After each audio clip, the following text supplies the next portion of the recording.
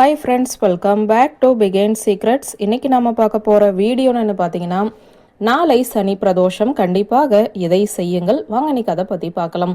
ஜாதகத்தில் உள்ள தோஷங்களை நீக்குவதுதான் பிரதோஷ வழிபாட்டின் சிறப்பு. எத்தனை தோஷங்கள் இருந்தாலும் பிரதோஷ தினத்தில் சிவனை வழிபடுவதன் மூலம் தோஷங்கள் அனைத்தும் அகன்றுவிடும். திரை, வைகாசி, ஐப்பசி, கார்த்திகை மாதங்களில் வளர்பிறை சனிக்கிழமையில் வரக்கூடிய திரையோதசி திதிகள் சனி மகா பிரதோஷம் என அழைக்கப்படுகிறது. அதே போலவே தேய்பிறையில் சனிக்கிழமையில் வரக்கூடிய பிரதோஷமுமே சிறப்பு மிக்கது. அந்த வகையில் நாளை சித்திரை மாதத்தின் வளர்பிறை சனி மகா பிரதோஷமாகும். இந்த சிறப்பு மிக்க நாளில் விரதம் இருந்தால் கிடைக்கும் பலன்கள் என்னென்ன என்பது பற்றி தான் இப்போது பார்க்க போகிறோம். சிவபெருமான் தேவர்களை காப்பாற்ற ஆலகால நஞ்சை உண்ட நாள் தான் சனிக்கிழமை. எனவே சனிக்கிழமை அன்று வரும் பிரதோஷம் சனி மகா பிரதோஷம் என சிறப்பு பெறுகிறது.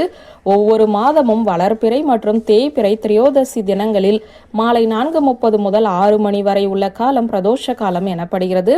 இத்தகைய சிறப்பு வாய்ந்த சனி பிரதோஷம் சிறப்பாக அனைத்து கோவில்களிலுமே கொண்டாடப்படுகிறது.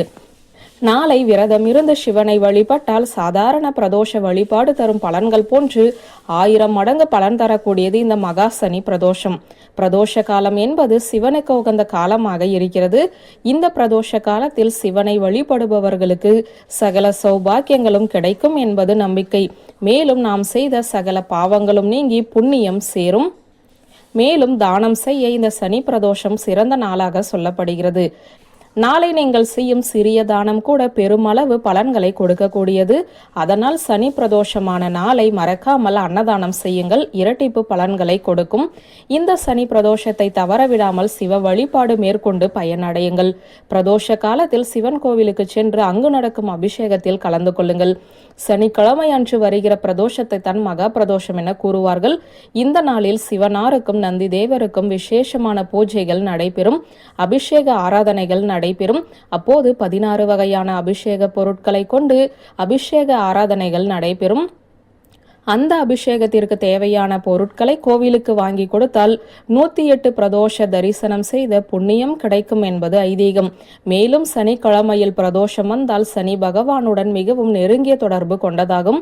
அதனால் நாளைய தினம் விரதம் இருந்தால் சனி தோஷம், ஜாதகத்தில் சனியின் பாதிப்பு காரணமாக பலவிதமான துன்பங்களை அனுபவிப்பவர்கள் துன்பங்கள் நீங்கி அமைதி, செல்வம், மகிழ்ச்சி ஆகியவை கிடைக்கும்.